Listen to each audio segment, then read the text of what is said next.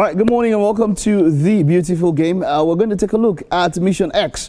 And when we talk about Mission X now, we're talking about the Super Falcons, who are the first team to qualify for the second round of the Africa Women's Cup of Nations. Now, on this, I have Toyosi Afolayan here with me. Of course, my regular guy on the show, regular co-host on the beautiful game, and also one of, when it comes to social media partners with the Super Falcons. Toyosi, hello.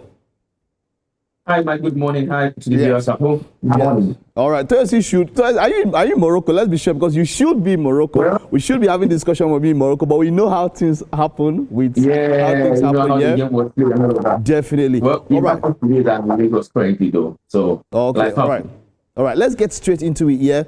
The Super Falcons have qualified for the second round. They are the first team to have qualified for the second round. And so far, our performances, we've had a match against Tunisia, and then it was Botswana yesterday, 1-0 and it was a very late goal. A lot of people are quite disappointed when it comes to that performance yesterday against Botswana. What are your thoughts on that particular match? Did the Super Falcons do the best that you think they can, or should they have done better against Botswana?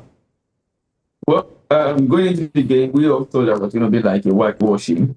But remember, we played Botswana last time in 2022, and it was a 2-0 victory.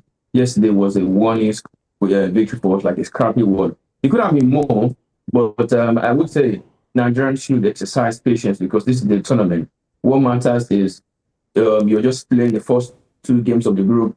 The question is just coming in and out of that. Yes, we can do much better. That is why we are still keeping faith with them. I would just want to appeal to Nigerians that, okay, forget whatever you've seen yesterday, but you need to also, support the games. They've qualified for the round of 16. And let me give you 2 good facts. This is the first time since 2014 when we have won back-to-back the first opening games of WAFCON. And also since 1998, this is the first time we're keeping back-to-back clean sheets in the group stage. So I think the signs are there that we need to win. 3 points is what matters.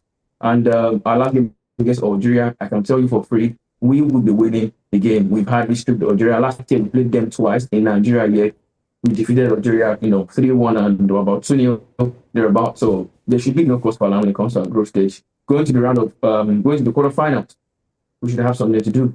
All right, let's look at the team so far. Yeah, who are your best performers that you've seen that you think have lived up to expectation? Of course, Oshoala started the first match. Some people were not expecting her to start. Maybe they were expecting her to come from the bench and all of that. But she started. In fact, against Botswana, there had to be wholesale changes. About 5 changes had to happen before. I think it was an 80-90-minute goal. That's when that goal came in. But let's look at individual performances in the team. Which players stands out for you? Which players have been delivering for you? I think when it comes to the 2 games we've played, it has to be Esther Okoronkwo. You might not see her scoring the goal or anything, but when you see the game, she's flamboyant on the ball.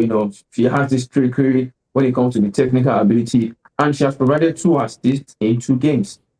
Those assists were very crucial. Let me just say, yes, this was very, very crucial. Okay. She knew what she was doing. Unfortunately, she was not voted the player of the match, but Esther Okoronkwo for me has been, and she went in the way. So both of them, they've been fantastic in this tournament so far.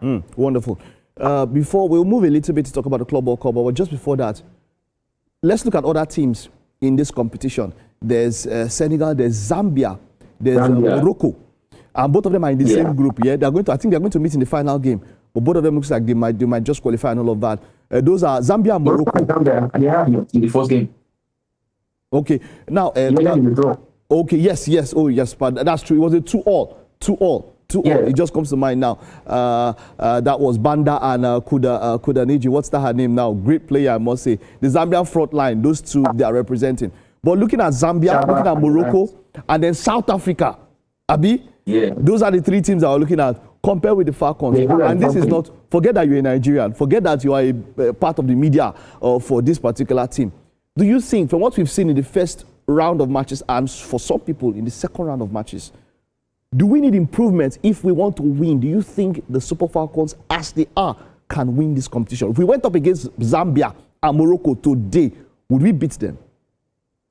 Well, our defense was not terrible. We were quite good with that, ball retention and everything.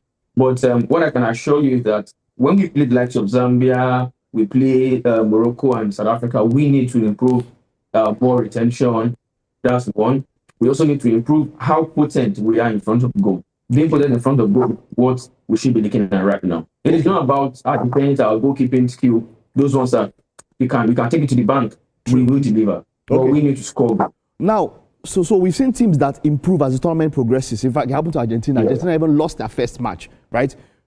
Are we looking at that same scenario with the Super Falcons? Are we looking at them improving as the competition progresses? Because, from what we've seen from the first match, I particularly have not been fully impressed. But I know that teams that win, they get to improve as it goes. Is that what we're looking at? Is that the scenario that we're looking at with the Super Falcons? Yeah, that's a tournament. A lot of people will say it's a seven-game tournament, but forget 7-game tournament. Teams come into this tournament and they don't even win their first game. They eventually get to the final. I see what Portugal did in Euro 2016. See what Saudi Arabia did.